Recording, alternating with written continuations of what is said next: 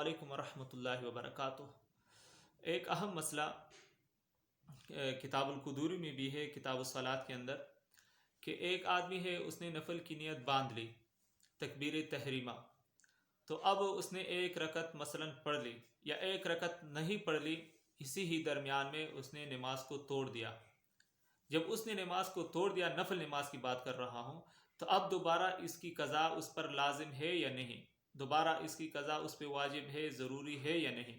تو جب ایک مرتبہ آپ نے نفل کی نیت باندھ لی، پھر آپ نے نماز کو فاسد کر دیا، تو اس کے بعد آپ پر یہ نفل نماز پڑھنا پھر واجب ہوگا۔ پہلے آپ پر نفل اگر نہ بھی پڑھیں تو پھر آپ پر کوئی گناہ نہیں، لیکن اگر آپ نے ایک مرتبہ نیت باندھ لی، تکبیر تحریمہ کر لی، اور پھر اس کے بعد آپ نے نماز کو فاسد کر دیا، نفل نماز کو، تو پھر دوبارہ آپ پر اس کا پڑھنا واجب ہے، ضروری ہے اور لازم ہے۔ اس کے ساتھ ساتھ جو دوسرا مسئلہ ہے وہ یہ ہے، مثلا آپ نے 4 رکعت کی نفل کی نیت باندھ لی اور آپ نے 2 رکعت پڑھ لی، اور دوسری رکعت کی قاعدہ میں آپ بیٹھ کے عبدہ و رسولہ تک بھی آپ نے نماز پڑھ لی۔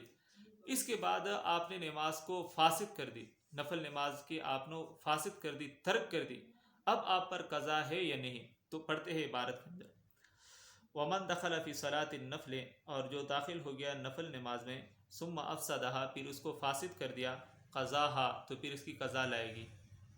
فَإِن صَلَّى 4 رکعات، پس اگر اس نے پڑھنی ہو 4 رکعت، وقعد فی الاولیین، اور دوسری رکعت کی قاعدہ پر وہ بیٹھ بھی گیا تھا، یعنی 2 رکعت کی جو دوسری رکعت ہے اس پہ اس نے قاعدہ بھی کیا تھا، ثم افسد الاخرین، پھر جو 2 رکعت تھے بعد میں اس کو اس نے فاسد کر دیے۔ 4 رکعت کی نیت باندھ لی تھی، 2 پڑھ لیے، یعنی اس پر وہ بیٹھ گیا، اس کے بعد 2 رکعت اور بھی پڑھنی تھی لیکن اس نے اس کو فاسد کر دیا، 2 پڑھ لیے، اب اس پر قضا ہے یا ان 2 رکعتوں کی یا 4 رکعت کی؟ تو اسی میں اختلاف کی طرف بھی اشارہ کرتے ہیں صاحب القدوری۔